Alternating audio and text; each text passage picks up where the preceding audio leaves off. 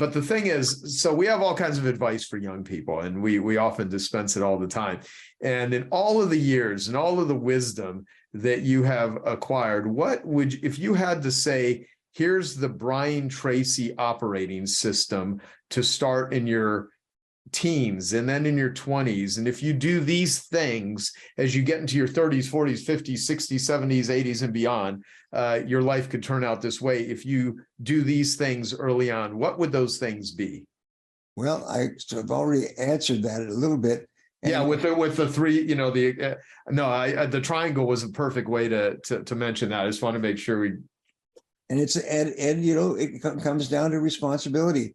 When I began to study metaphysics, Russian metaphysics, Uspensky and Gurdjieff, the great teachers of the 1900s, it's when I started to understand the impact and influence of your mind, and how the most important thing you can do is to become a very positive and focused person. And the starting point is to accept responsibility, is to eliminate negative emotions.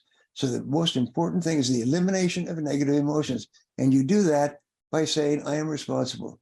Nobody else is responsible. No one else is responsible for it. And nobody else is going to do it for me. If there's anything that I want, one of my favorite words, I could write a book on that, is clarity. It's just becoming very, very clear about who you are, and then clear about what you want and how you're going to get there. Yes. One of the major reasons why people are unsuccessful is they're unclear. They're fuzzy about what they need to do to get it. And so if you just take people and walk them through it, there's a very good book written many years ago. There's a psychiatrist in New York who had, and he was a Jewish psychiatrist, and the Jewish people will always tell you that within Judaism, there's an enormous amount of negativity and guilt. And so he was wrought with a lot of negativity and guilt. And he went to psychiatrists and psychologists, and he read and he studied and he did everything possible, and he was still miserable. And then he stumbled across a principle, and I'm going to try to reach into my memory for it. And he formed an organization north of Phoenix in what is the area? Glendale? Pardon? North of Phoenix, so I'm thinking Glendale, Scottsdale. It's in the mountains, and it's a resort area. Oh, Sedona. Sedona, yes. Yes. He calls it the Sedona Method. And the Sedona Method, yes. And his name escapes me right now, but what he did was he talked about having negative things and holding on to them. You'll know this as soon as it clicks. You'll be negative and angry and frustrated and so on. And you blame it on someone else and blame it on someone else. And so at the beginning, Jack Canfield told me this when he went there to this 2 or 3 day resort. And what everybody did was to think about the thing in their life that makes them the unhappiest, make them angriest, and so on. So he says, now imagine that this is a pen like this.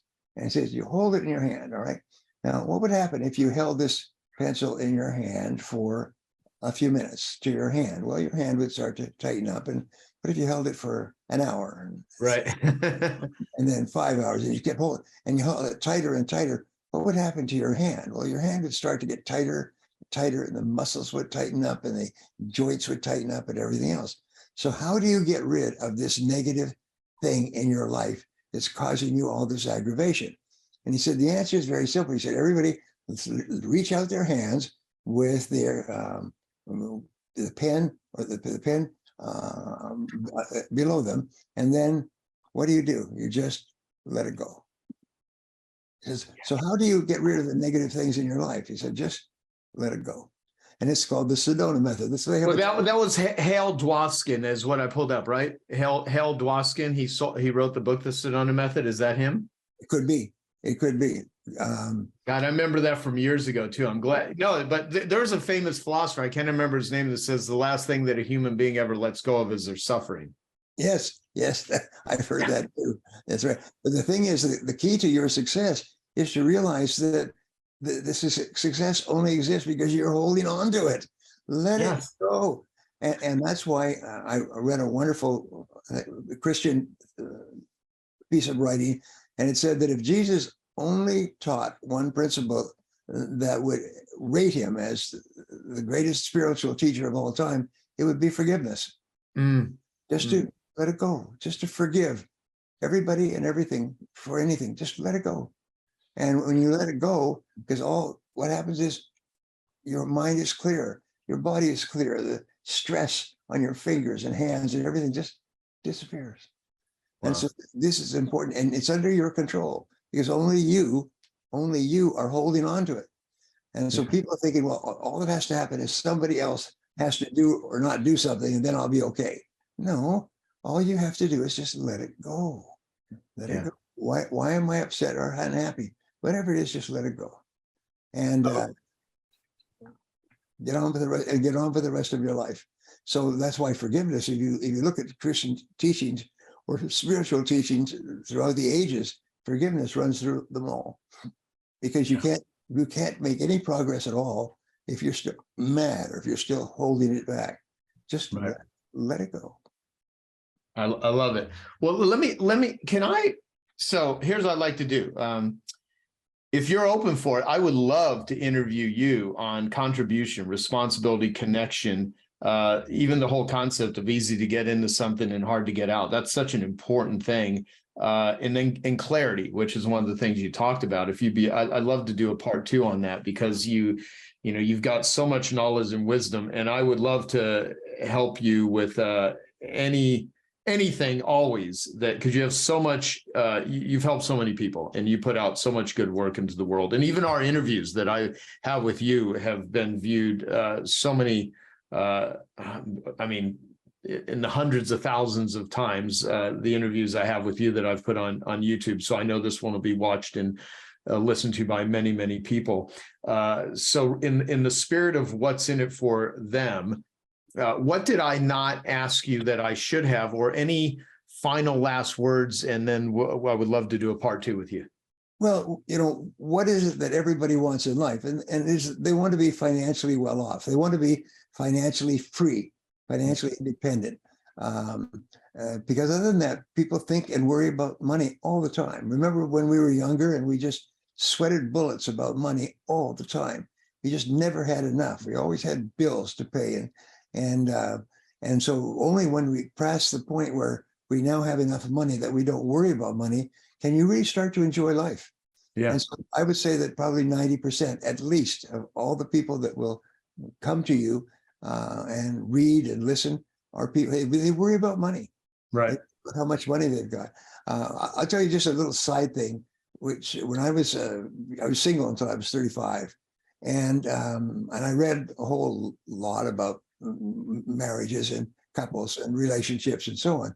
And one of the things that I read over and over, which you've read over and over, is how many women, their husbands die and the women don't know anything about the finances of the family.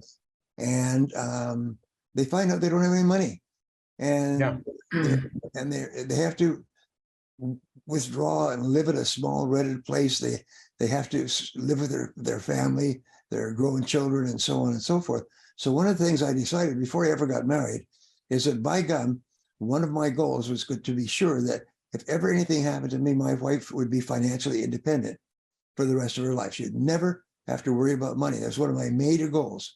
And I wrote it down and I made a plan and I achieved it. And it took many years. I made sure my kids never wanted for anything, and that my wife would be financially independent. And that's one of the things that makes me really happy. What makes you happy is I know that I have taken care of the most important person in my life. And my wife is the most important person in my life. And I've made it very clear to her and to my children that this was a big focus in my life. I never worried about myself. You and I have had so many difficulties and challenges that nothing can really stop us. I mean, I'm 78 years old, and if I lost all the money I have in the world, I'd go out and get another job. I'd figure it out. But I just wanted to be sure that my wife would be okay, and she is. And that makes so that alone, I would say that. So we'll put a button on that, because that is great advice, is to figure out the most important person in your life, married or husband, wife, friend, mother, brother, sister, whoever, that you actually take care, because what's in it for them is take care of the people that are most important for you. Like the purpose of my book is to be a roadmap for how to take the givers of the world and have them be better protected, better help for better boundary givers in the world right now, with all of the craziness that has happened pre and post pandemic, and all of the leadership in the world right now that isn't really leadership. There's so much of it that is just misleading. The world needs givers right now. The world needs people that are responsible. The world needs people that show up with not only asking the question what's in it for them, but demonstrating it. And so you're an amazing human, Brian. You're a dear friend. I love you. I love what you've done in the world, and I love how you will be one of these people hundreds of years from now. People will be reading Brian Tracy's work, listening to Brian Tracy, watching Brian Tracy, and you will continue. You've really etched a permanent place in just helping humanity. And I hate the fact that I have to jump on another call right now. It's not you. It's me. I have to hop on another session to be the responsible person that I am. But I look forward to speaking with you again, and I just greatly appreciate you taking the time to share the enormous knowledge you have. Well, thank you. I'll let you go. You and I, the door is always open both ways for you and I. Always will be, from the first time we met many years ago. And it's a long time, 30, 40 years. For people that are conditioned with self-talk that is extraordinarily negative or destructive, and I, of course, say this from experience, being an addict, you usually don't wake up in the morning feeling very serene and very peaceful and very harmonious. You're seeking chaos.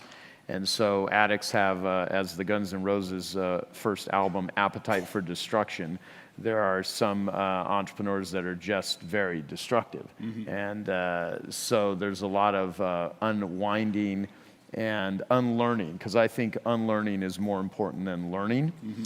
And so recommendations for reconditioning yourself to not be a blamer, a criticizer. Yeah, stop doing it. We should maybe just, what's that, Bob Newhart, stop it? Yeah, stop it. We should. You ever seen that video? If you just type, yeah, stop it. It's quite funny. Yeah. Well, I mean, I don't have an office, so at our two headquarters, we have a Toronto headquarters and a Chicago headquarters, and I just have a table. We have a cafe. And the one in Toronto, we have about 50 seats in the cafe, and I just sit. I'm there all day, and people are coming in and out, and I'm talking to them. But I have lunch sometimes with clients who are in for specials. So we have special one-day programs that a client deep dive, and one of them is unique ability. And there was a woman there from Georgia, and she said, I'm just so hard on myself. And I said, well, stop doing that. hey, I hope you're enjoying this video, and I want to let you know that I have a new book that's come out, and if you'd like to get it absolutely free, there's a link below in the description, or you can wait till the end of this video, or you can simply go to joesfreebook.com and you can get a copy there. And then she'd go on, and then she'd say, yeah, I just can't find really good people. I'm always dissatisfied with the people around me. I said, well, stop doing that. And she brought up about 5 things in a row, and I said, well, stop doing that. I said, the reason why you have these thoughts and your behavior is because you continue doing it. And after today, just stop doing it. Just don't do it anymore. And it seems really funny, but it strikes me from the movie, your documentary. By the way, I can picture a situation in the future where we're all gathered here, and everybody in the room has a documentary video of themselves by Nick Nanton. It's actually a goal of mine to get even 10 more people after you and David Berg and Nick actually threw in. And Divine, by the way, who, first of all, I'd like to give another hand to Divine because I thought that. Where is he? Yeah. But Divine, since he's come into 10 Times program, has gone at least 25 times. He's gone, in about 6 or 7 years. So Divine is he's a real player. But what I got, and Nick really caught it last night, was that you were deep into your drug throes, and you had your all time. That was like a 6-star day of the things that you did on that one day. and then you stopped it. You just stopped. And then you haven't done it again for 30 years. So stopping things is an incredible ability, you know? Well, and the thing with recovery, I do it with a lot of support and a lot of rituals and a lot of practices, and I believe that, you know, and I'll say this in a way so it is applicable to everyone's life here, is in recovery, anything you put ahead of your recovery, you're going to lose. So if someone is an addict and you put your business ahead of your recovery, you're going to lose your sobriety. You're going to lose your recovery. If you put your relationship, if you put your kids ahead of it, you will lose your kids. You will at the worst stages. And that's a really hard concept to take something like that that's so important and make it your number one thing. And so I see people that are very functional addicts.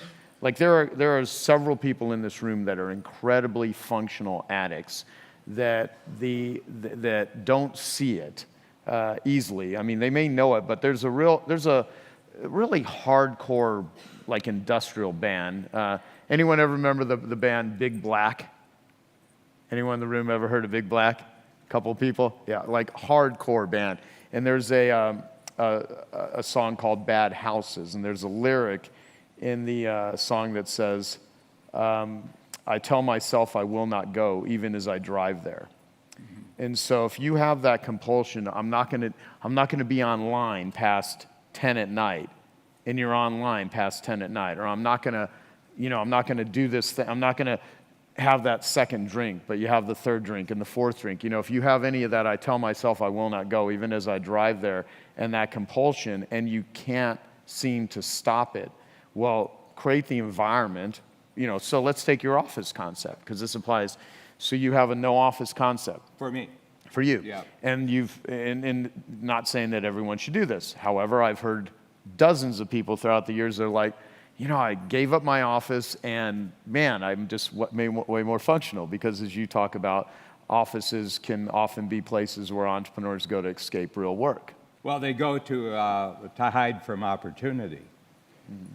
Most people's offices, you walk in, they go in there, they're hiding from opportunity. Nothing useful can come when they go into their office. They don't make their money in their office.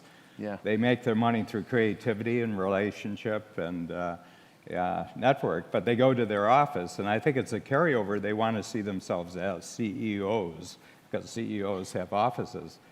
But that's not the world that we live in. We live in the world of taking resources from a lower level of productivity to a higher level of productivity. Yeah. Do you need an office for that? I don't think so. Right. Yeah. So I just haven't had an office for 25 years, you know.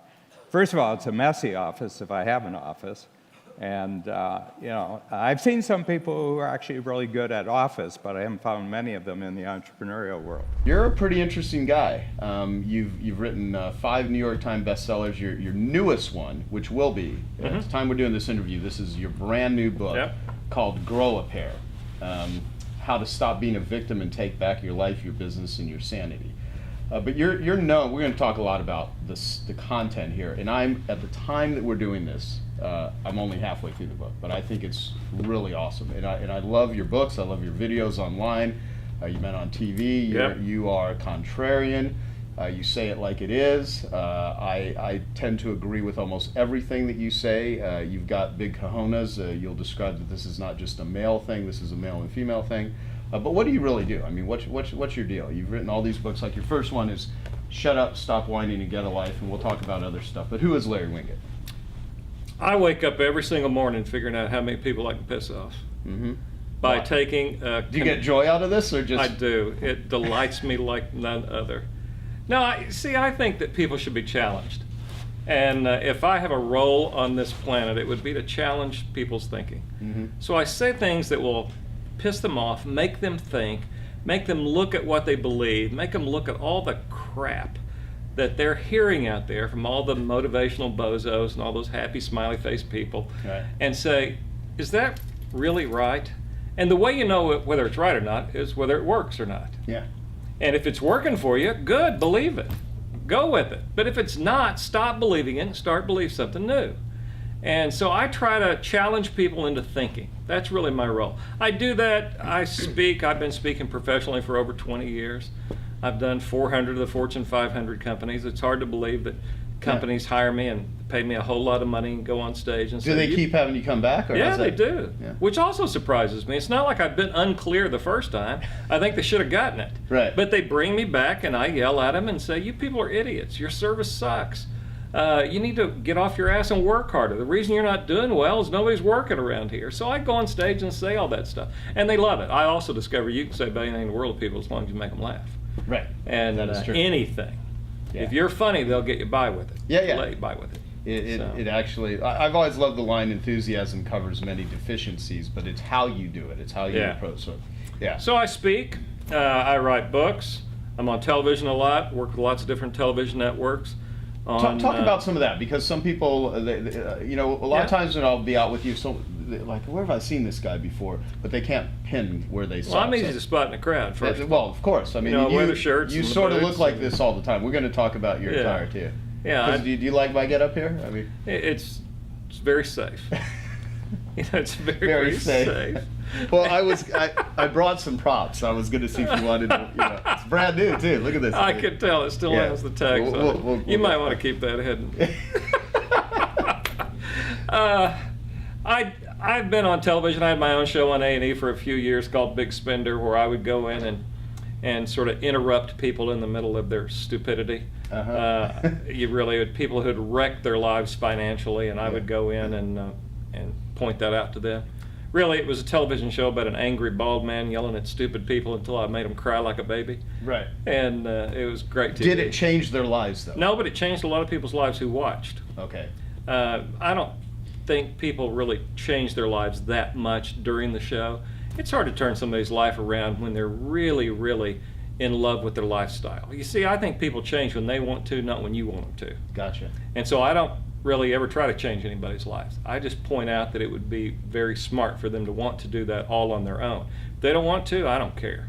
Yeah. I'm one of those motivational guys that'll go on stage and say, I don't care whether you do anything or not. Your life can suck and I don't care. I'm good with it. What you do in your life has no effect on me, so I don't care what you do. And I have all my buddies in the industry say, you shouldn't tell people you don't care. I don't. It's not, I care about my life. I don't care. I don't give a damn what you do. I don't give a damn what anybody in my audience does. Not my deal. Right. Go fix your life if you want to. If you like it the way it is, you like being broke, fat, stupid, lazy, I don't care. No impact on me. So what is your primary motivation? Because you're called a motivational speaker. I don't know if you refer to yourself. No. as that, In but- fact, I license that I trademark that I'm the world's only irritational speaker. See, I don't think you can motivate somebody from where they are to a better place. I'll guarantee you I can make you so irritated with where you are, you'll do anything to go to a better place. Do you think that's a far better process? Much better. You see, I don't think you can paint this pretty picture. You need to go over there. It's wonderful over there. I think you can say, are you kidding me? Your life sucks. You deserve better than this. Let me prove to you what an idiot you've been. So what I do through all of my work is just try to hold a mirror up to people so they can see how dumb they've been, and then show them that they have the power to do whatever they want to do when they decide to fix it. But it's up to them, not up to me. When I get those letters that say, Larry, you changed my life, I write them back instantly and say, no, I didn't. I just reminded you that you could change your life. That's great.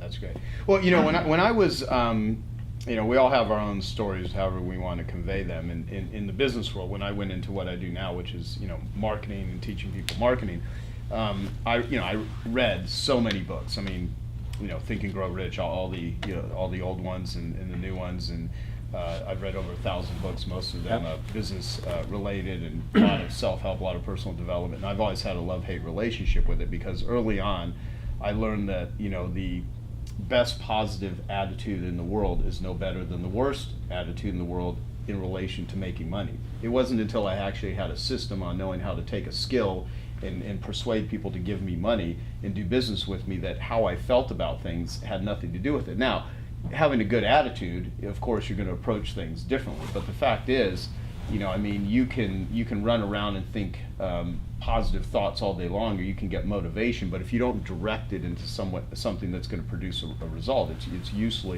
usually just completely ineffective. I'm not a big believer in a positive attitude. Well, I'm not either. I'm a much bigger believer in having a negative attitude. Mm-hmm. I think you have to get negative about your life before you're willing to take positive action in your life. Right. And so what I like for people to do is to get really negative. When I was shooting the television show, if I couldn't make people cry, tie some emotion to their stupidity, then I knew I hadn't done my job. I want people to cry. I want them to go to the mirror, look themselves in the eye, and look up to the heavens and cry like Jimmy Swaggart. Really, I want them to. I want them to have that Jimmy Swaggart moment where tears run down their face and they say, "Oh God, I'm an idiot." When you do that, then you might have a shot at turning things around. But first, you have to stop and assess, get negative, and then take positive action to create positive results. You don't happy your way to success. You don't think your way to success. You bust your ass and work your way to success. Yeah, okay, so what are your thoughts on the personal development, self-help industry in general? And I will say this, I'll preface this that I have taken a lot out of it. Okay, I've learned a lot from a lot of people, and as you know, I know a bazillion people in the self-help world, and half of them, well, I wouldn't say half, probably a lot more, are completely and utterly full of shit. But there's a lot of people that are incredibly smart and really, really helpful. And at the same time, I learned early on that if you ever invalidate the message because of the messenger, you'll never read another book or attend another seminar, because there's a lot of people out there dispensing advice that they themselves do not follow. So what's your take on it? I mean, you like it, you dislike it? I'm like you. I came from the self-help industry, and I've, like you, read a lot of books in the last 20 years. I read over 4,000 books that cover thousands of years of information, read all the time. Most of my friends come from the self-help, personal development industry. Yeah. I was truly a self-help junkie. And I think when your life is a mess and you're broke and all that sort of stuff and you go, shit, I need help. Right. You become a junkie. And just like you said, you read everything you can get your hands on. You quickly figure out that most of it is full of shit. Yeah, because it's not working. And especially you can read all these guys' stuff and you say, if you believed it and it worked, you'd be better off than you are. And most of them are not really very well off. Right. But my problem with the whole movement was that I think, and I talk about this a lot in Grow Up Here, is that the message got bastardized along the way. It was originally, the original intent was to empower people. That you have, Zig Ziglar said you can be whatever you want to be, do whatever you want to do, have whatever you want to have, as long as you believe in yourself. That's a message of empowerment, in my opinion. If you believe you can go accomplish whatever you want based on your level of belief and confidence and so forth. We turned that whole message into a message of entitlement. And so we moved from empowerment to entitlement. That's what happened along the way. Self-help went from self to help. And so everybody sat back and say, well, help me. I deserve it. Do nice things for me. Because look, I'm special and I'm wonderful. And I believe in myself. Instead, what they should have said was, I have the confidence in my own abilities to get off my ass and go make anything in the world I want to happen if I'm willing to work hard enough to make it happen. Yeah. Okay, so was your life sort of a wreck when you first started doing this? Like a lot of people that I've learned in there, if you want to look at what someone's interested, what the hell do they write about? And I've also learned that sometimes the best messengers of something are also people that suffer the most pain from it. So if someone's going to talk about, how to raise your self-esteem, there's a good chance that this person has terrible self-esteem and has done enormous research, so much so that they want to start writing about it or making a career out of it. Some of the people that I've met that are really skilled at writing about time management, they actually suck at managing their own time, but they're really aware of that condition, so they can articulate it, they can talk about it, they can write about it. So what was going on in your life that caused you to go into this stuff and start doing this? Was this kind of like Larry's version of being a convert of his own system, or what? In a way. I grew up dirt poor, and a kid made fun of me when I was 13 years old for being dirt poor in front of a bunch of little girls in the 8th grade, and it just humiliated me. And I made a decision at that very moment I was going to get rich. Didn't know what rich looked like. Had no role models for rich, didn't know what it took, but I just made a decision I was going to get rich because no one was ever going to make fun of me for being broke again. So I made that decision at that time in my life at 13. Now, the only thing I knew I ever had going for me was I could work harder than everybody else. I wasn't smarter than everybody. I wasn't better or bigger or badder or meaner or any of those things. I could just outwork you. No matter what, I could outwork you. I could come in earlier, I could stay longer, whatever it took. And that's what I did. And no matter what job I ever had, I worked harder than everybody else. And I did real well. I went to work for the phone company when I was in college, and I was a telephone operator. When I left 12 years later, I was the area sales manager for AT&T.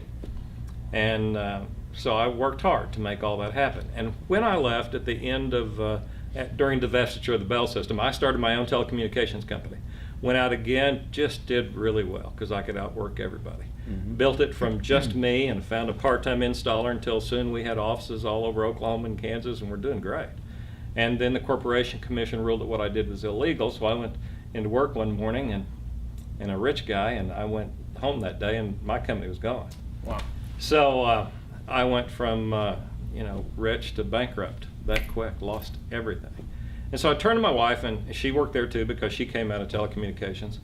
And I said, you need to find a job because I'm going to go be a speaker.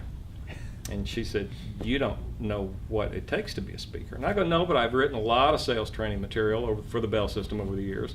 And I can sell this sales training material. And besides, all I've ever wanted in my whole life was an audience. So I got the yellow pages out, and I started at the A's in the yellow pages in Tulsa, Oklahoma, and I called every company. And I said, do you have anybody that sells at your company? I didn't care what kind of company it was, a dry cleaners, whatever. If they had one person, I wanted to train them. And I would teach them how to sell. And I started doing that and found out I was pretty good at it.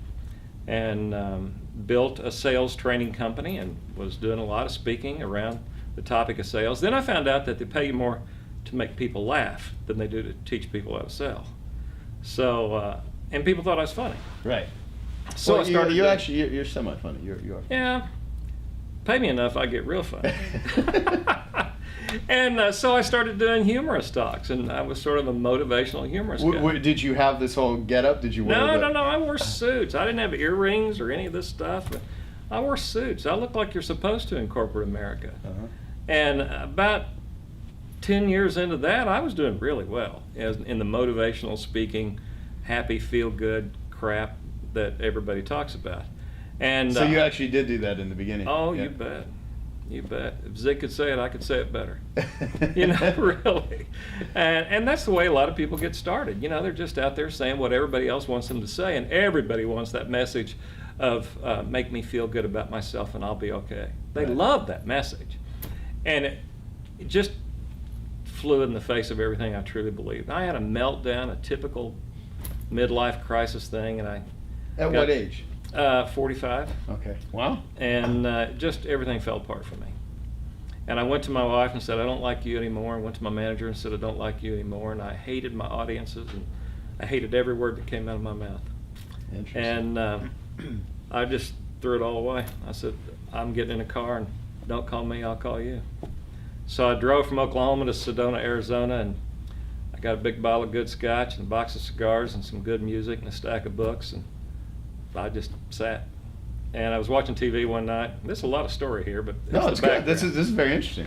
I was watching TV one night, and I watched an interview with Dennis Miller, and they were talking to Miller about his career, and he said he used to go on stage like all other comedians. Comedians go on stage to endear themselves to the audience so the audience will like them.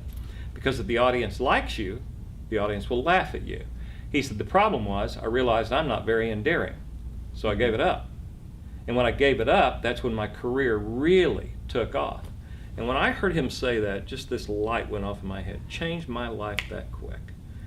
And I said, I'm not very endearing either. I think I'm going to give it up. And I did. And I called my wife and said, we'll be okay if you'll still have me. And I called my manager and I said, the business will be okay, but it's going to be different. I don't know how it's going to be different, but it's going to be different. Mm-hmm. And I just decided that I would never be inauthentic again. I threw away the suits. When I was a little bitty boy, I used to watch Porter Wagner with my grandma on Saturday afternoons, and Porter Wagner was the original king of bling. I said, if I ever get rich, I'm going to dress like Porter Wagner. And I realized it was, so I did. So I started dressing like Porter Wagner, and I put my earrings back in because I used to take them off before I went on stage. And Oh, so you always had this. You just were. Yeah, I just had You're it you're well. basically wearing a costume. Yeah. yeah, this is the real Larry. The other Yeah. stuff was a costume. Yeah. So I went on stage the next time, a couple of weeks later, and a guy heckled me. And I turned on him and said, you need to shut up, stop whining, and get a life. And the audience jumped to their feet at that moment in a standing ovation. I went, that is a good line. I think I will keep that shut up, stop whining, and get a life. And so I started telling that story in my speeches, and people really responded. And so I just built this whole speech and philosophy around this shut up, stop whining, get a life. Right. And I kept telling people I was going to write a book called that, but until then I had t-shirts, and I had shut up, stop whining, get a life t-shirts. Then I printed them upside down so you could just look down and read it yourself, and sold hundreds of thousands of t-shirts and did real well. And then I wrote the book. Yeah. And I had self-published 25 books, but a buddy of mine said, you could get this one published. And I said, I don't care. I got a big audience buying self-published back of the room. He said, yeah, but they'll be in bookstores. And I said, that is appealing to me. My ego got in the way. And so I sold Shut Up, Stop Whining, Get a Life, this book, for just damn near no money. And the first week it came out, it went to #1 on the bestseller list. Yep. And when it went to #1 on the bestseller list, that's when the agents all started calling saying, who the hell are you? I said, in your world, I'm not a big deal. In my world, I am a big deal. And that's when they signed, and they started getting me more books and all that stuff. And that's when A&E happened to be looking for a host for a TV show. I had a #1 bestseller with a sort of a different cover and a contrarian view. And so they looked at me and hired me, and there you go. Yep, that's it. So going back to when you were watching Dennis Miller, Yep. you were obviously ready to hear that sort of message because Yep. you were just in a totally fucked up state. Yeah. Or, pissed So off. to answer your whatever. question, yeah, my life was a mess. Does it usually have to get there? I mean, you always hear the thing Yeah, I about think it hitting does. bottom. The problem is we allow people to sort of hit the bottom And in stay way there. too comfortable a way. And then while they're at the bottom, the whole self-help movement again will meet them there and help them wallow in it. Mm-hmm. And so we don't want you to be too painful down there, so we'll come down there and hug you. And we'll hold hands and sing Kumbaya, and it'll all be okay. And I think that's exactly the wrong thing to do for people. I think you should say, you hit the bottom for a reason. What were those reasons? And no matter what they come up with, it comes down to you made bad decisions. This is your fault. I can sum up everything I do in one sentence. Life's your own damn fault. Your thoughts, your words, your actions created the life you're living. If it's a great life, you caused that. That's your fault. Yeah. And if your life sucks, it's because you suck. You made stupid decisions. Recognize them, take responsibility for them, take action to fix it. And so I want failure to hurt. We don't allow it to hurt enough in our society. We're too quick to bail people out. We're too quick to come to the rescue. We do it with our kids. We do it with society in general. We do it with people who buy houses they can't afford. We do it with all kinds of people who make bad decisions. We should let it be painful. Because if it hurts enough, you'll go, I don't think I want to do that again. Well, that sounds a little insensitive to some people. Absolutely. Yeah. Now, here's I want to, and some of these I'll just ask as devil advocate questions because I've read in your books and stuff, and so I sort of know how you feel about it. Who deserves a certain levels of compassion and coddling, if anyone? People who can't come to their own rescue. There are people who Yeah. cannot come to their own rescue. No, I mean, I don't know if you'd ever admit it, but I actually find you to have lots of areas where I think you're incredibly caring, compassionate. I mean, elderly people, people that have injuries, people that were born with mental disabilities. Kids, I mean, all that stuff. Yeah. A friend of mine said recently while we were having dinner, he said, you don't really care anything about taking care of people. I said, no, I don't. I care about teaching people to take care of themselves. I think that's a much more, again, empowering message. I want to teach people to take care of themselves. But there are people who really can't. Yeah. More people can than think they can, but there are people who genuinely And can't. I think that's a fundamental problem, and one of the things I think you address better than anyone is that you're not giving people outs when they so that if they have the ability to make an excuse, you're just not going to tolerate it. You're not going to Yep. listen to it. You're going to call them on it. And then I'm going to come to ADD because I definitely we cannot have this interview without talking about that because there's so many people here that identify with distractibility. So how does one change the atmospheric conditions of their life in a positive way? Because there's a lot of people running the world right now that are creating the worst shitstorms on the planet. Yeah. And so I just wanted to get your perspective on that. Yeah. So the first thing is to recognize that there's a problem. Now, a lot of people don't recognize it. They keep trying to run away from it. And one way to run away from recognizing that there's a problem is that you become addicted. So for example, we did this the first time we spoke, but let me do it with this audience, okay? I'll give you a definition of addiction that I don't think is controversial. So an addiction is manifested in any behavior in which a person finds temporary relief or pleasure and therefore craves, but then suffers negative consequences, and they have difficulty giving it up despite the harm. So it's pleasure, relief, therefore craving, short-term, long-term harm, inability to get up. That's what addiction is. I said any behavior. I didn't say drugs. It could include drugs. Of course it does. Cocaine, heroin, crystal meth, nicotine, caffeine, alcohol. But it could also be gambling, the internet, pornography, sex, relationship, work. And in this culture, workaholism is rewarded, like my workaholism was rewarded, shopping, any range of human behaviors. The issue is not the activity, it's the internal relationship. Pleasure, craving, relief, harm, inability to give it up. So I'm going to ask you guys a question here. If, according to that definition, you recognize that sometime or another you had some kind of an addictive pattern in your life, just raise your hand. Okay, again, it's virtually everybody here. Now, the next question I ask is not what's wrong with the addiction, which we know, but what's right about it. What does it give you in the short term? In the short term, what does it give you that you like? Okay, I wonder if a couple of people just raise their hand and then shout out their answer, okay? What does it give you in the short term? Or what did it give you? I'm not going to ask you what you're addicted to or how long or when. Just what did you, when you were in it, temporarily, what does it give you? Anybody? Serenity. Serenity, okay, thank you. Feels good. So a good feeling, pleasure, yeah. Dopamine hit, of course. Which means excitement, yeah. Stimulant. Escape. Escape, thank you. Escape, no, escape from what? Escape from distress. Escape from emotional pain. Serenity, a sense of aliveness, escape from pain. Are these good things or are they bad things in themselves? The good things, they're the things we all want. They're the things we all deserve, actually. They're all the things we should have had as children, which means that the addiction wasn't your primary problem. Your addiction was an attempt to solve the problem.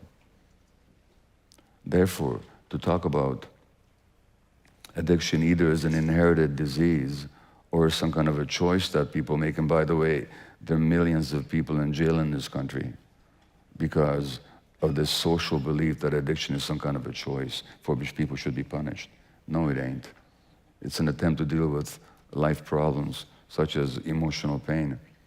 And so if you want to understand addiction, you have to look at the atmosphere again, as Don Wood says, that people grew up under and what they're trying to escape from. So first we have to recognize that there's a problem and not run away from it. Secondly, we have to accept compassionately all parts of ourselves, all aspects of ourselves, whether we like them or not. Because all aspects of ourselves, whether we like them or not, they came along for a reason. And if we ask the question compassionately, you might do something that you're not proud of. Excuse me. If you ask yourself the question compassionately, why did I do that? What need was it serving? What was my organism trying to deal with? You'll find the answer. If you ask the question, so you can ask the question two ways. Why did I do that? Or why did you do that? Do you think there's going to be an answer? No, because that's not a question. That's an accusation against somebody else or against the self. And as one of my spiritual teachers says, only when compassion is present will people allow themselves to see the truth. Now, if you ask somebody else, not, why did you do that?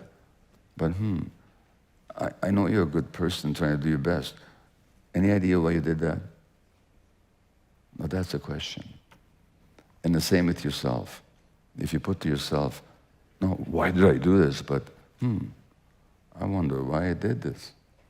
That's what a compassionate inquiry is. Yeah. And my belief is that the answers are within all of ourselves. They actually are. And if we are compassionate with each other, which is so much of what you talk about, and if we're compassionate with ourselves, then the answers will emerge. So that's the beginning, is to recognize there's a problem and to be compassionate about examining the sources of that problem. You know, I think what you're sharing right now, both of you, would be so helpful for other people to watch this. I'd like to take this this recording of this and ask Genius Network members to share it with their communities if they'd like. Anyone that would find help with it. And I would love to get, Stedman, your advice, and Andre, anything you want to add to this. For someone out there that's feeling completely hopeless, they don't know what to do, they've lost their job, they've lost their careers, they're really afraid, maybe even suicidal. Both of you guys have endured tremendous stuff, and you've helped so many thousands of others over your careers. You know, with even what you're doing in the prisons, dealing with some of people in the most worst of conditions. What advice that you haven't talked about would you give to people that are out there really feeling this is the scariest, most difficult, challenging thing they've ever gone through? And if you could just share with them anything, what would that be? Well, probably, you know, if the foundation of your existence is negative, the transformation is always love, regardless of your circumstances. So you have to believe that. And it's called practice. The reason Michael Jordan became a great basketball player is because he practiced and practiced and practiced and practiced and practiced. And you have to transform. You have to practice transforming that negative energy, because it's the energy that's taking you out. You know, the circumstances are maybe, you know, they come up, they're going to be tough sometimes, but unless you transform that energy, it's always going to be tough. Yeah. So you got to work on transforming the transformation. Everybody in the world is always love. It's never going to change. I'm going to reset now, and let's talk about the during unit. Did that land with anybody? Did you get some good idea on that? Okay, good. That's good. I love in the, whenever we get a breakthrough or you get a thing, let's go Batman style and put in the comments there, pow or kapow or bam or something like that as we're going, just so I see them randomly popping up that we know we're in the right space here. Okay, I'm going to reset it now, and we're going to talk about, we're going to put on our during unit hat. Okay. During unit, we've got 2 profit activators to work with here. We're starting from the moment somebody says, yes, I'd like you to help me. The experience that people go through, we want to imagine that as a guest experience timeline. We want to think about it from the moment somebody says yes till the moment that the transaction ends, or you're getting the result, that the dream come true result that they want. And the midpoint of that now leading into the providing after sale service in Profit Activator 6.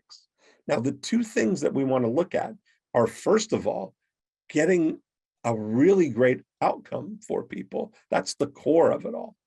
We cannot scrimp on that. You've got to get the result for people. But what we also have is an opportunity to get a strategic result from that. Not just the outcome, but to get a strategic outcome as well. So I'll use an example that we're all familiar with, restaurants, because it's a condensed customer experience, a condensed during unit. The during unit of a restaurant begins from the moment someone makes a reservation and ends the moment that somebody leaves after having paid the check. That's the during unit for most restaurants. Now, if we were to outline that in a timeline, that is, we're looking at what are the benchmarks along the way here that make up the experience. So if we look at it from the moment somebody makes the reservation, what next has to happen along that way? Where could it go right or wrong? Where are the opportunities for us to create a wow or create a oh? And so when you look at it, that somebody arriving at the restaurant, that's the first opportunity that people have, right? Now, when you look at it, one of the best episodes of I Love Marketing that goes really deep into this is an episode from the Wayback Machine. And it was with Anthony Melcori from Hotel Impossible on the Discovery or on the Travel Channel. And I did this interview with him right before his show came out on the Discovery Channel. And it's one of the best episodes that's Deep Tracks. There we go, Gina says, episode 74. And I laid out this idea of the timeline, the experience timeline. You can lay out the moment, the sequential timeline of when people, how it works when people start with you, and look for the benchmarks along the way. So in a restaurant experience, it could be the arriving at the restaurant. It could be getting in, getting seated, get your order taken, the food comes out, you are happy with that. Maybe you have dessert or coffee or drinks, you get the check and you leave. That's the timeline of everything. Now, you want to fire on all cylinders and remove any friction from that. We want to make sure that people have an amazing experience. And maybe what happens if you look at a typical restaurant, the result that we get is maybe they have 100 people come through the restaurant. They end up with $3,000 at the end of the night. And that's the during unit experience for that day. Now, what could we do if we look at this and see how can we increase the experience that we have for people? Now, if we look at it and we say, what if one thing that we could do is get contact information from people so that we've got the start of an after unit? Because how many restaurants even collect your contact information? Not very many, right? How many times have you been to a restaurant, you sit down, you eat, you pay, you leave, and they never know who you are. You never hear from them again. You don't start any kind of a relationship with them. So what if you started thinking, okay, we know we're going to get 100 people coming through. What if we started a birthday club and we were to present that to people when the food is being prepared? Where we look at the timeline and we say, when's the best time here? Well, there's a little lull here from we get their order taken and then the food comes out. So we prepare the servers to come out when they're refilling the water. Your food's in, getting prepared right now. If you'd like to join our birthday club, we can celebrate with some birthday cake tonight, and you get a $20 gift card on your birthday, and leave 4 cards for people to join the birthday club. Now, if you just do that for 100 people tonight, you've had the same experience. You get 100 people, you get the $3,000, plus you may have 30, 40, 50 people who've joined your birthday club, and it's the start of your after unit. That now you've banked future business there, that who's going to come back? What are these birthday gift cards worth when you invite them to come back on their birthday and they bring 6 friends with them? or they come back because you've been able to invite them to come, or you randomly say, hey, if you look at the weather and it's cold and rainy, and you say, hey, the chef's preparing chili if you want to stop by and pick some up to go home as a takeout thing. You create all these opportunities. I could tell you so many different ways that you could do this in the thing. One of the best examples that you could do to observe it is to go to the Olive Garden. The Olive Garden is really one of the masterful examples of maximizing the during unit strategically.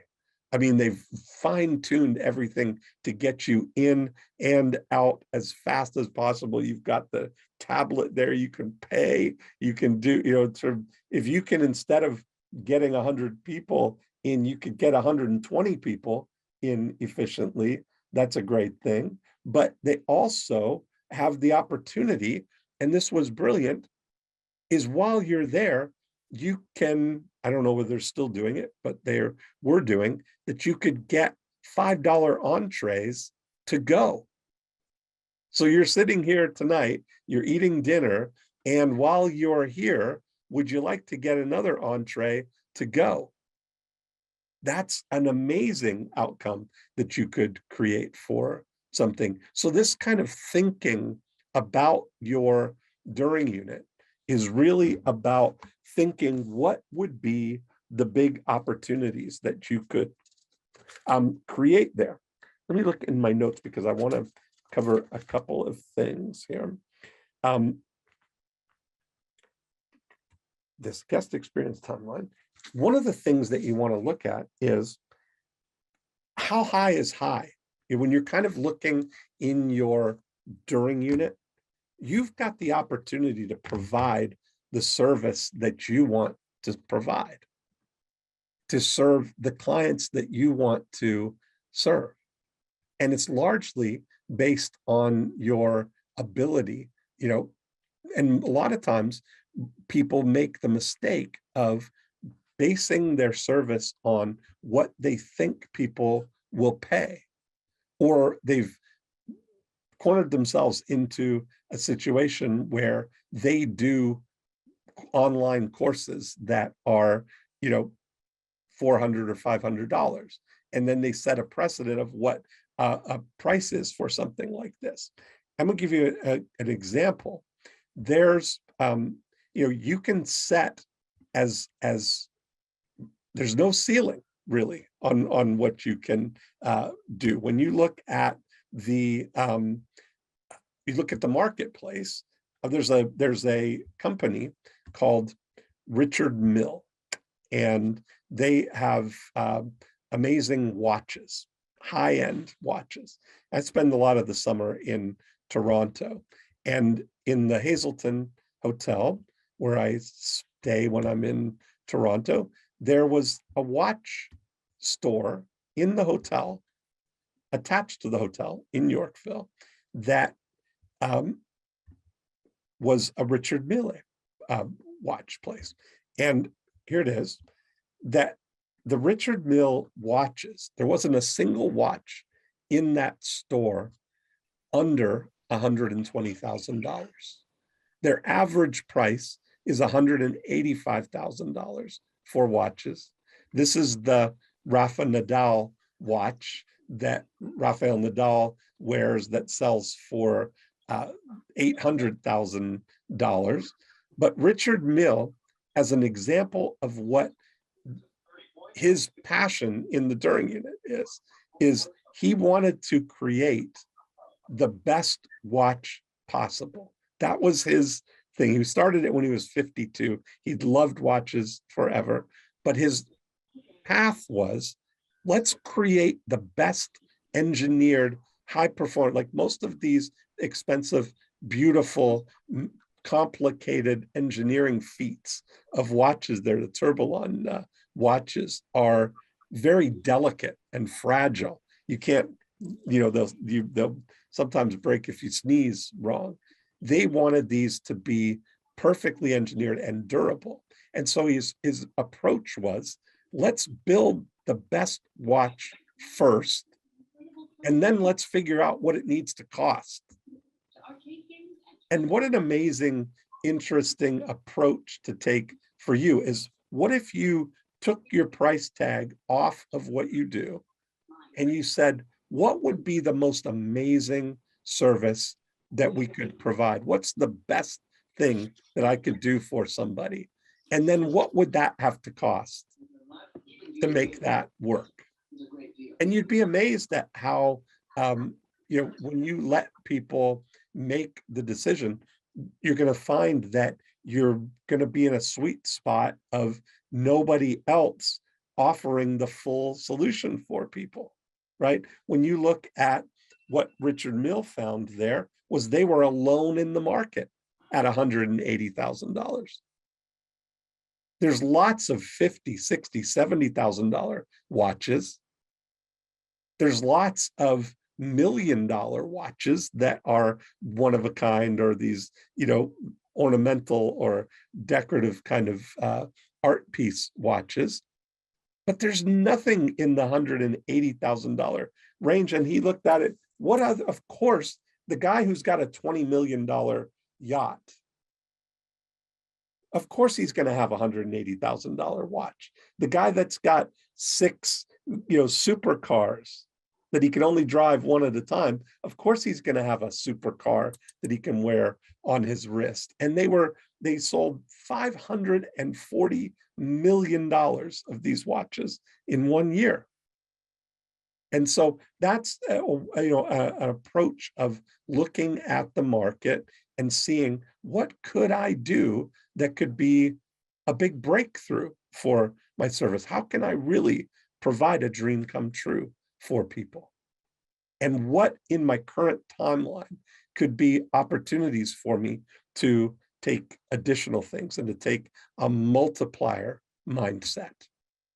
When you look at it, what if every time you did business with somebody, you started measuring, what are the opportunities that I have to multiply this relationship, to multiply and turn this piece of business into more business, and set it up as a metric for yourself, right? When you look at these, here's an example, this multiplier mindset, one of the things that we look at, I did a lot of work with the Mosquito Authority. They do mosquito control. And one of the things that we established was a yard multiplier index. And so we look at, for every new yard that we bring in, what could we do to multiply that so that that 1 yard turns into 3 or 4 yards? Or if you've got assets under management or clients, or every time you take on a new client, what could you do to multiply that relationship so that those people turn into more? So we started thinking, okay, well, the neighbors would be a great opportunity here. And so we did little postcards. We started doing postcards and let me move this here so I can see, door hangers, so that we could say this is the mosquitoes looking in at your door. We were staying over in the Linton yard, but they called the Mosquito Authority, so we had to get out. Can we stay with you? And then on the back, we would offer a free mosquito treatment to get you the experience of having a mosquito-free backyard. And knowing that once somebody experiences a mosquito-free backyard, they're going to always want to keep that mosquito-free backyard. And we offered once you sign up as a new client, we would send these golden tickets to you, these postcards that were offering, see the one mosquito talking to the other ones, he's reading the newspaper. We hadn't seen the back page yet. Absolutely, positively no mosquitoes in your yard. Guaranteed, period. Guaranteed, that can't be good. So we look at it, and on the back, we offer the free mosquito treatment there, along with a note that encourages people to refer their friends. Now you can enjoy mosquito-free living wherever you go. Let's face it, we've spoiled you. Once you get a taste of mosquito-free living, it's hard to live without it. We've got you covered. Enjoy these golden tickets to give to any of your friends or family so everyone can be mosquito-free wherever you go. Now, that makes it so effortless for people to refer because they're bearing the gift of value to somebody. They're not saying, hey, you should try Mosquito Friend. Give a friend is far more powerful than tell a friend, or bring a friend is far more powerful than refer a friend. Whenever you get the opportunity to let your clients be a hero and extend some value that they get for posturing to be able to give to their friends, they get all that psychic benefit of inviting somebody, to do something that they wouldn't otherwise get to do. Okay, so that's a before or during unit opportunity. So in case we missed it, during unit opportunities, we're going to create your timeline. We're going to look for the opportunities to create strategic outcomes. While you're doing that, we're going to extend the level of service that you offer. We're going to maybe reimagine what would be the highest level of things that you do. What are you capable of? What kind of outcome could you produce for people if they would just get out of the way and let you do it for them, right? If you set that up and put a price on it, so many people are just going to want to take that. Some people want the highest level of anything that you offer. And it's just your brave first little bit of courage to put that out there without a fear of being rejected. When you think and you live with it, and you think, when you're coming from a place that, is this really offering an amazing value to people? Am I certain that this is going to create an amazing outcome for them? Don't be shy, right? Be enthusiastic.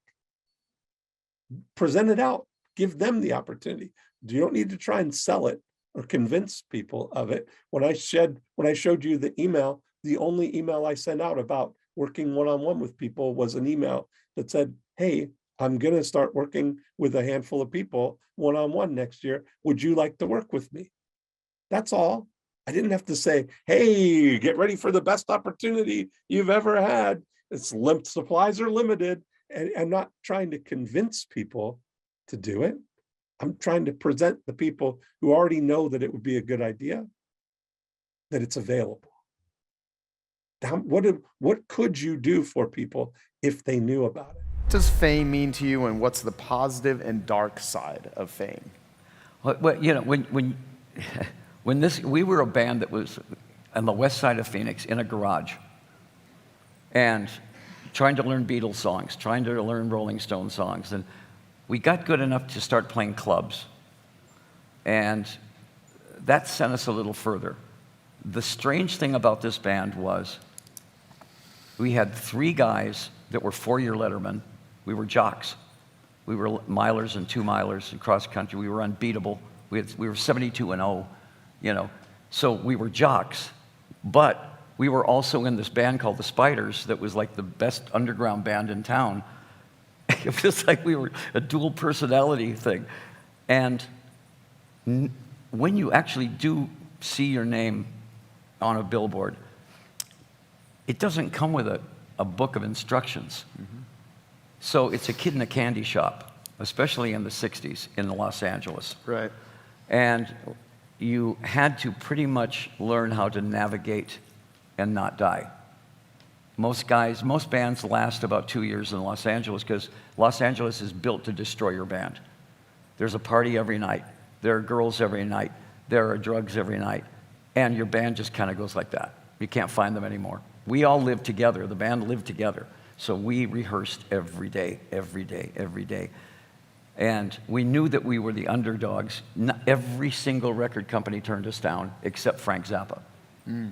Frank Zappa saw us, and he saw us play, and he goes, I don't get it. And I said, is that good? And he says, well, for Frank Zappa to say, I don't get it, yeah, He said, I have to sign you guys, because he didn't understand the theatrics and this. And he says, where are you guys from, New York, or, you know? So we're from Phoenix. And he says, so now I really don't get it, you know, because that doesn't make any sense that you would be this far out with these theatrics and be from Phoenix. It's cowboy town, you know.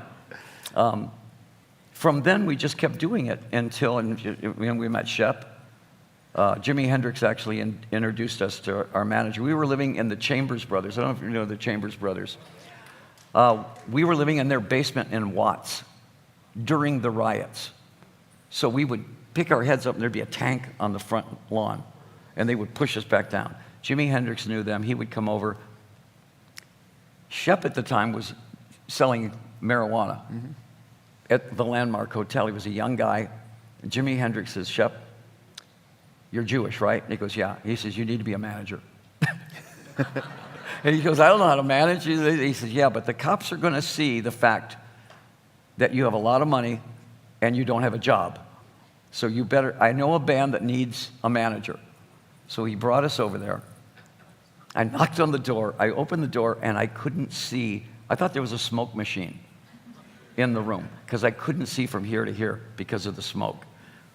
And then when we got through, there was Jimi Hendrix, Jim Morrison, Janis Joplin, Creedence Clearwater. You know, everybody was in this room. And we were a little fly on the wall. You know, we hadn't made any dent at all in anybody. And Shep goes, I'm your new manager. And I went, cool. And he hands me like a handful of marijuana. And he goes, and I went, this is our manager. This is the greatest thing ever. Because, you know, that was the only thing we did was we smoked grass at the time. And it was dangerous to do that in Los Angeles. If they caught you with a seed, the sheriffs were on your butt all the time. We learned that when we started touring. All of a sudden we started going, we can't carry anything. We're going to be known as the beer band. They can't bust you for beer. Because we were definitely under the microscope, you know. And from then on, it was just, Shep just kept finding ways to irritate parents. You know, he says, you know what, if we could, in London, we stalled a gigantic poster of Alice Cooper, half naked with a snake coming out in London in 1971 or 72 at Piccadilly Square at rush hour. And it made the front page of the paper. Right. We found out that the British loved the Hollywood publicity stunt. And immediately we had 2 MPs that said, they can't play here, we need to ban them, da-da-da-da-da. That was the golden ticket. As soon as we got an MP to ban us, we sold out every record. We went right to #1 and sold out every ticket at Wembley. Because the British were going, how dare you tell us what we can see, you know? And that's how we actually broke in England before we broke in the States. And so you parlay that. So in a lot of ways, you are a very unique packager of Alice Cooper. We knew how to put a thorn under the, you know. We said the more the parents hate us, the more the kids will love us, which was very true. You know, it was very true. But you had to have the goods. Once they came to the show, then you couldn't just be an average band because you'd be done in a second. You had to have the songs, and you had to have the show, and you had to deliver. And what happened was we delivered on a level that they weren't expecting at all. It was like, wow, you know, this thing was, right. It took off then. You know, it was like a rocket ship. Yeah. You know, because we could deliver. Taking that champion mindset as it relates to, you know, toxic people, and what would you say to those people? Well, the thing is, like, I can't control anyone. You know, if someone's going to be a jackass, they're going to be a jackass, and that's on them. Doesn't necessarily reflect what I've done. And again, I learned this a while ago. I can only control myself. I can only control how I respond, how I behave. What I've seen personally from years ago, as well as what I see all the time, is the problems arise when people respond to it. So someone's just being out of control, rude, whatever. Kill them with kindness. Control the way you want. Don't match that response. If you're not rude, if you're not a jackass, don't be one back. I mean, it sounds more common sense, but it's the matter of practicing it and implementing it. So again, if somebody's just giving me hell and it's like, okay, well, have a nice day, you know, we're done here. I can control that. I can put an end to it, put them away, whether it's a relationship, just remove yourself. Whether it's business, meetings, whatever. I can control how I respond, but the more you're feeding into it, it's only just fueling that fire, you know, and again, escape, pull back, but it's not always easy. It's easier said than done to be like, get yourself out of those bad situations. If something's not making you feel comfortable, if something feels off, step away, reevaluate. Maybe it is you. Maybe you aren't giving something an extra chance. Maybe you're putting off a negative vibe and that's their response to it. So you have to do a lot of self-reflection. Nobody's perfect. I'm far from perfect, but being able to take a step back a lot of times in most situations that went haywire, I have to acknowledge my role in that.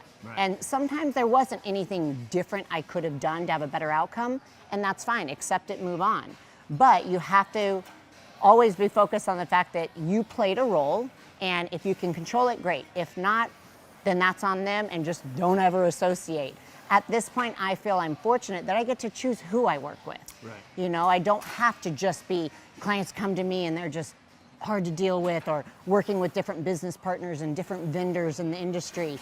I now get to have that privilege of saying, well, we're not going to work out together. This is not going to be a good partnership. How many of you have experienced some sort of negative review or publicity or, okay, all right. How many of you have had that happen and then have it be pretty public, either in the media or maybe it comes up on page 1 or page 2 when people Google you or your company? All right. Well, I'm here to tell you that you do not need to be afraid of negative publicity. It will happen to, I hate to say this, but probably everyone in this room will happen to at some point or another. And at some point, you will experience negative reviews or publicity, an inaccurate review or publicity, or jealous competitors trying to ruin your reputation. Now, in my particular situation, what I am teaching people how to do goes 110% against the conventional wisdom. And I teach people how to bypass Wall Street to grow wealth safely. I'm showing them how to fire their banker and become their own source of financing. I've made a lot of people very unhappy with me. I may as well just have a huge target on my back. So, again, I'm saying don't be afraid of negative publicity, and I'm going to show you some of the things that we've done to actually turn that to our advantage. And the different ways in which we use it, I'll give you 4 examples. And as you're listening to this, I hope that even if you haven't experienced negative publicity, that you look at how you can use these ideas to generate more buzz amongst your own clients, amongst your herd and your tribe and so on, because you're going to see some very creative things that you can do to get people more involved. By doing these things that I'll show you, you will be able to educate your clients, you will be able to involve them more, and you will be able to turn prospects into clients, and also turn clients into loyal, raving fans. So what do you do when a negative review appears? The first thing is something I would tell you not to do, and that is, I wish you would avoid the reputation repair services. Now, I've learned from hard experience that although there were a couple good ones a few years ago, now they spam, they scam, they lie, and they can get you delisted with Google. Don't use them. Request a rebuttal or a retraction, and I'll tell you right now, want to find out how corrupt the media is? It doesn't matter what kind of proof you have. They will typically refuse. So tell them you'll take it to the court of public opinion. Always get legal advice. I get legal advice about making sure that I'm not being libelous or slanderous, and also if I'm going to be doing some sort of contest to ethically bribe people to participate, then I want to make sure that I'm not violating any contest laws. And give the facts and educate.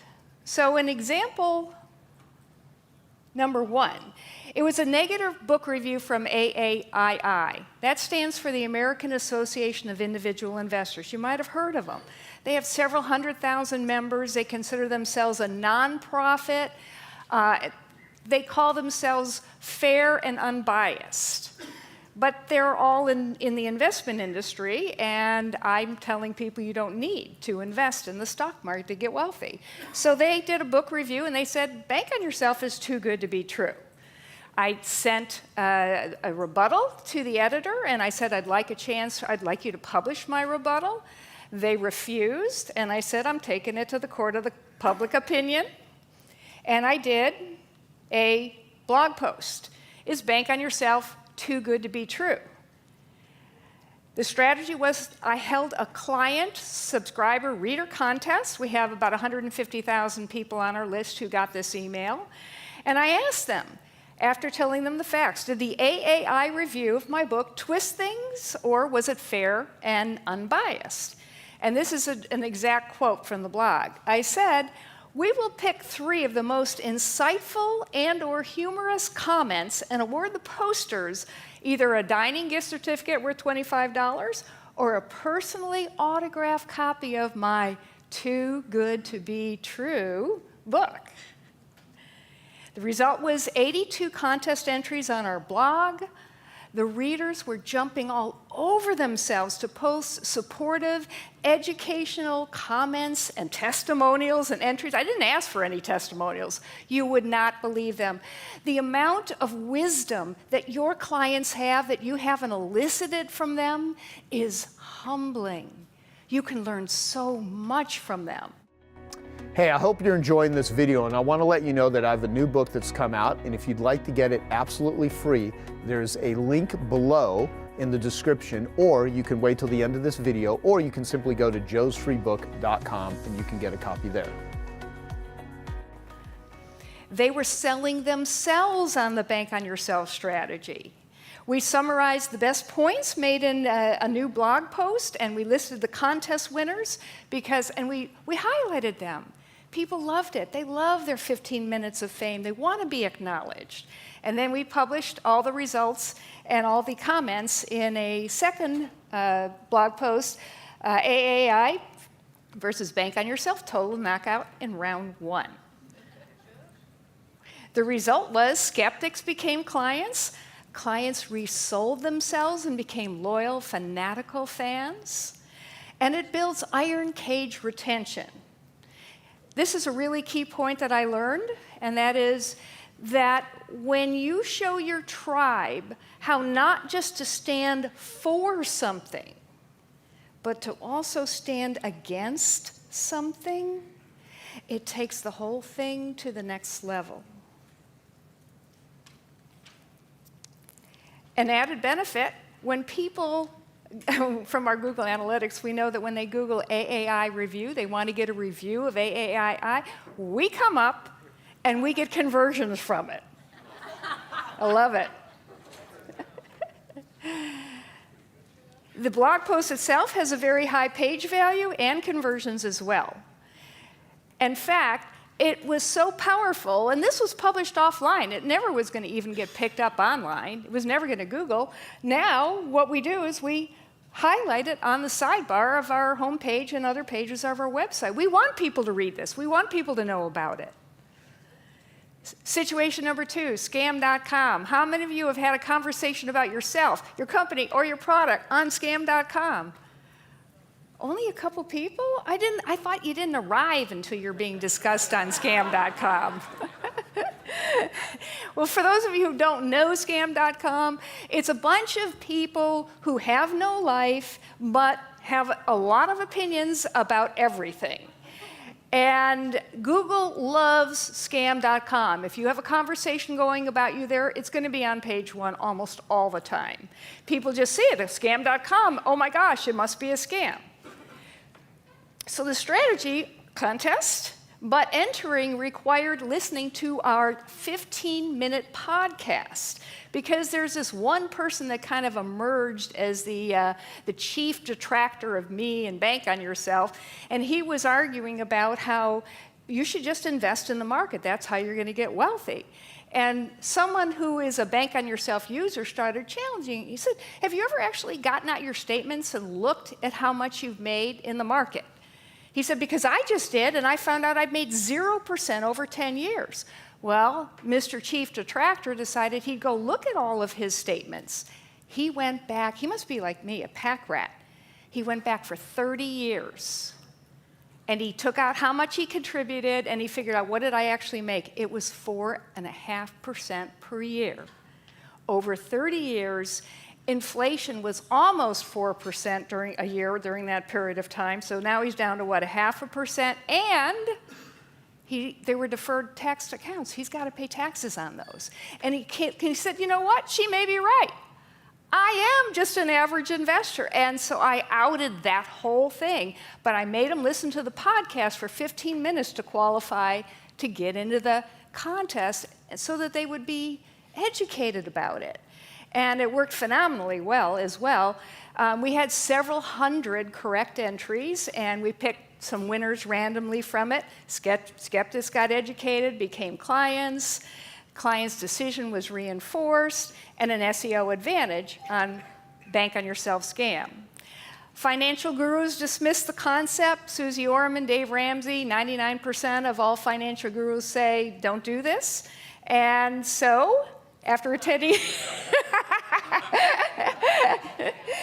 want to be a fly on the wall as Susie Orman and Dave Ramsey discuss Bank on Yourself. I have quotes from their books. I parody them.